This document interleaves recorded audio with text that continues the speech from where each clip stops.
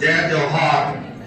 सभी बच्चे बोलेंगे जय जोहार, जय जोहार, जय जोहार, जय जोहार, जय जोहार। जय जोहार।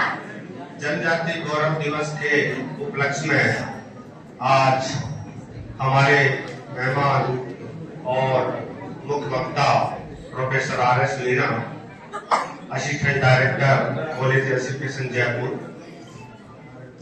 हमारे कार्यक्रम के संचालक और कर्ता धर्ता मैडम आंचल मीना, ओपी मीना, हमारे राष्ट्रीय सेवा योजना के अधिकारी, एनसीसी के अधिकारी, स्काउट के अधिकारी और हमारे महाविद्यालय के प्रोफेसर्स और आज सम्मानित होने वाले सभी कॉलेजों से पधारे हुए बच्चे, टहला, राजकीय महाविद्यालय रैणी, कन्या महाविद्यालय राजगढ़, कृषि महाविद्यालय माचाड़ी और गवर्नमेंट पीजी कॉलेज राजगढ़ से सभी सम्मानित बच्चे और प्यारे बच्चों, आज बड़ा हर्ष और गौरवपूर्ण दिवस है कि आज एक ऐसे महान नायक के याद में आज भारत सरकार और पूरे देश में जनजाति गौरव दिवस मनाया जा रहा है।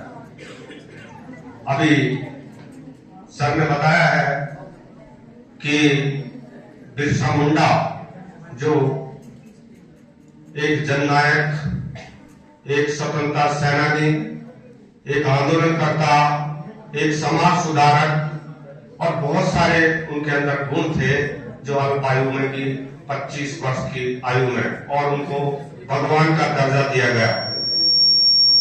धरती आबा, धरती आबा का मतलब है कि धरती का पिता, मतलब धरती का भगवान। तो आप लगाओ कि उन्होंने कितना यातनाएं सही होंगी, कितना संघर्ष किया होगा।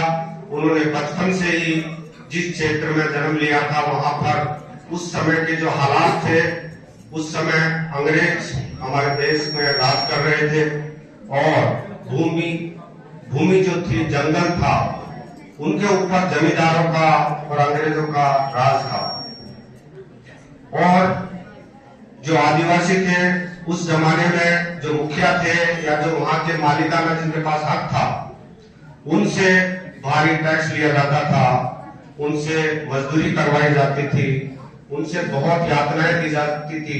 तो जो बिरसा मुंडा थे उनको बहुत ही ये चीजें बहुत लगती थी और बचपन में उन्होंने इतना संघर्ष किया कि उनको बार बार जंगलों से बेदखल किया गया। कभी वो अपनी बुआ जी के वहां रहे, कभी अपने मामा जी के वहां रहे, तो उनको भटकते रहना पड़ा। और उस समय जल, जंगल, जमीन की समस्या के साथ साथ संस्कृति का भी समस्या थी, क्योंकि अंग्रेजों ने अपने धर्म को, अपनी संस्कृति को थोपने के लिए मिशनरी चालू की। अब भोले भाले आदिवासियों को लुभाने के लिए जो मिशनरी थी, वो उनको पैसे के दम पर, अपने पढ़ाई के दम पर उनको अपने धर्म की ओर ले जाने की कोशिश करती थी। तो बिरसा मुंडा को ये सब चीजें अच्छी नहीं लगती थी।